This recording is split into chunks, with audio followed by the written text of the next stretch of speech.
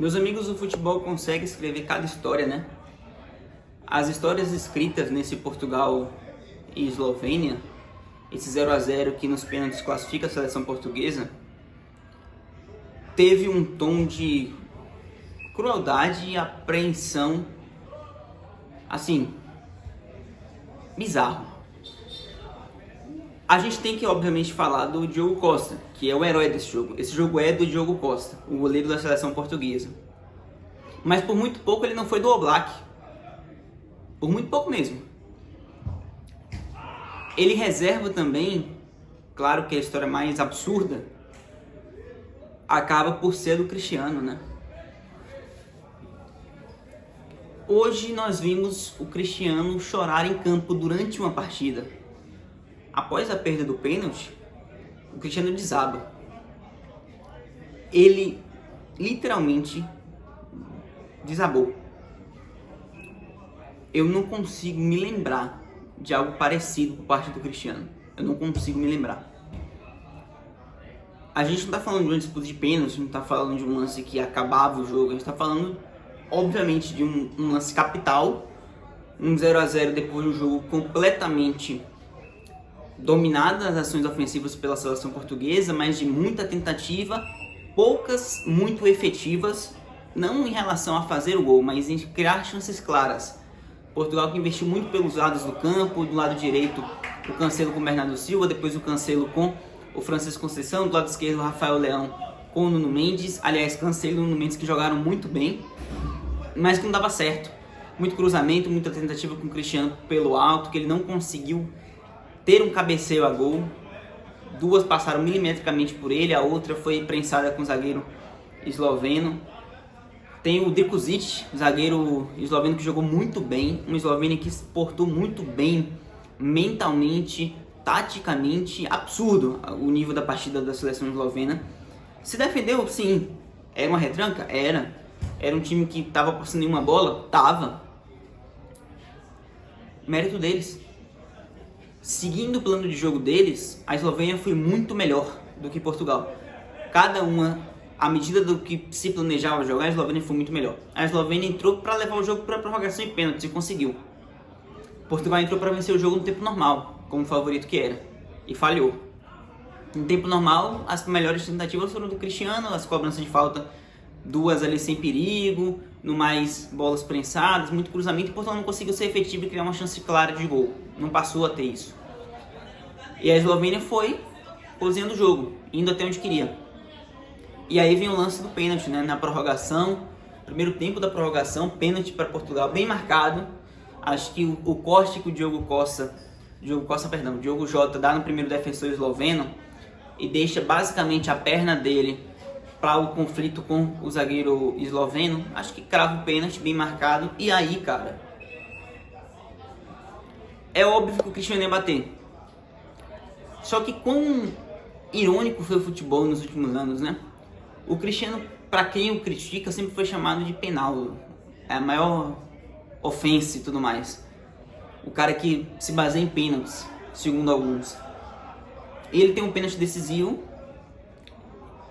para mais uma vez levar Portugal a umas quartas de final de Eurocopa, para tirar um ferrolho esloveno, e o Oblak faz uma defesa absurda. O Cristiano bate bem o pênalti, não é perfeito, mas bateu bem, cara. Bateu firme na bola e o Oblak fez uma baita defesa. E aí surge um grande personagem, né? Porque o Oblak, ele ficou a 15 minutos de ser um herói absurdo.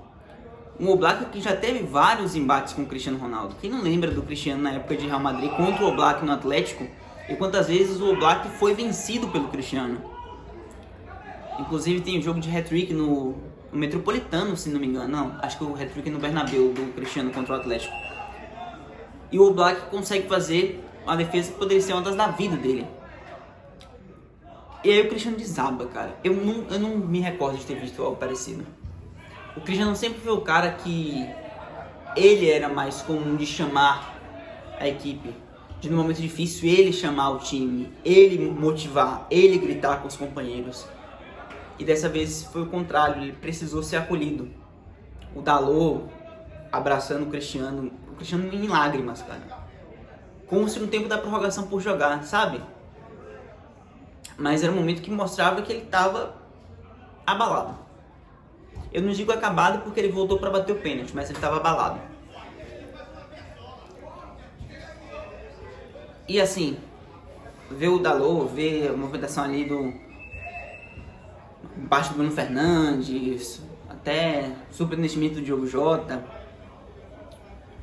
Mas ainda assim, era nítido também no segundo tempo da prorrogação que Portugal como um todo sentiu e que passou muito perto, cara. A gente passou muito perto de ver o Cristiano se aposentando, tá? A minha sensação é essa. Se Portugal fosse eliminado hoje, eu acho que o Cristiano se aposentava do futebol. A minha sensação foi essa.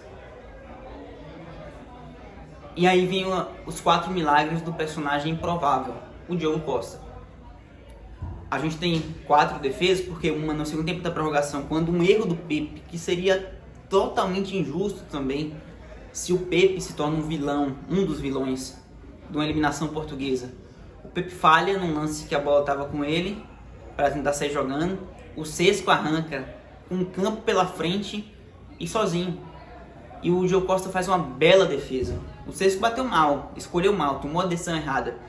Mas foi uma defesa super importante e boa defesa do Diogo Costa, que estende a perna esquerda e consegue fazer a defesa. Leva o jogo para os pênaltis e consegue pegar 3 pênaltis. Os únicos 3 batidos pela seleção eslovena, ele pega os 3.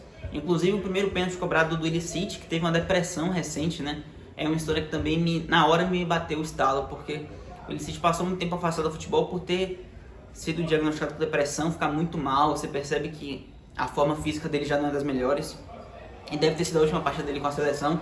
Ele perde o pênalti. E aí vem o Cristiano novamente, depois da primeira cobrança eslovena. Chama pra si novamente, consegue bater um pênalti, aí a cobrança dele é perfeita na bochecha da rede. Imediatamente ele pede desculpa. O Cristiano não comemora, o Cristiano pede desculpa. Por ter claramente a sensação de que ele perdeu a chance da classificação durante o tempo regulamentar. E perdeu, né? O pênalti era completamente decisivo. Se Portugal faz 1-0 ali, acho que o jogo acabava para a Eslovênia. A cena dele chorando, sendo acolhido e precisando, inclusive, depois do apito final, antes dos pênaltis, a equipe com ele, a equipe chamando ele, os caras acolhendo. A cena dele chorando e logo depois a Dolores, que é a mãe do Cristiano, chorando, é absurdo, cara. Acho que vocês sabem que eu sou muito fã do Cristiano, né? Eu não esperava ver aquilo e ali, pô, é foda assistir aquilo. Foi foda assistir aquilo. Foi difícil assistir aquilo. O Diogo Costa depois viria a fazer as 2 defesas e Portugal se classificar para enfrentar uma França, que a gente inclusive tem que falar do jogo da França. Eu vou separar outro vídeo para fazer isso.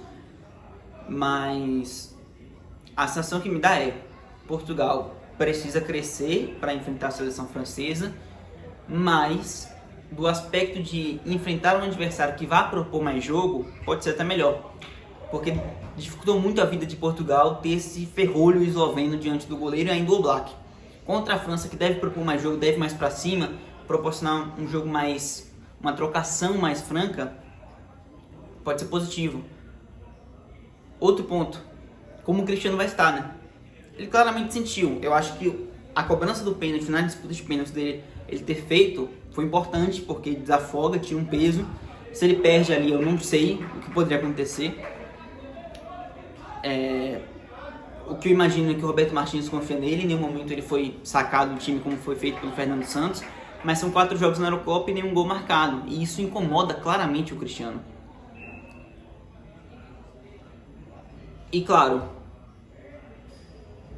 a sensação que me dá é: se Portugal fosse eliminado hoje, o Cristiano estava aposentado.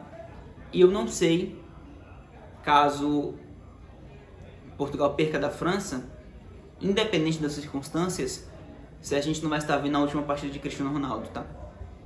Eu acho que é provável. Pela seleção, ao menos. Eu acho que é bem provável. Pelas circunstâncias que estão seguindo nessa Eurocopa, pelo final de carreira que tem tido o Cristiano, né, cara? Desde a saída do United, a carreira do Cristiano, ela foi quase que manchada, velho. Quase que manchada. É um final de carreira muito difícil. Muito difícil. Então, acho que resta assistir os 90 minutos que a gente deve ter de Cristiano Ronaldo pela seleção portuguesa contra a França, ou o que vier depois disso, ou se parar por aí. E o Diogo Costa, parabéns, cara, que, assim, decisivo. 4 defesas que levaram Portugal para as quartas de final. O melhor jogo da carreira dele. Mas é isso, senhores. Me digam suas sensações aqui nos comentários. O que vocês acharam desse jogo. E, bom, vamos ficando por aqui. Depois a gente fala de França e Bélgica e Espanha e Geórgia, que eu tô devendo pra vocês. Valeu, tamo junto, tchau.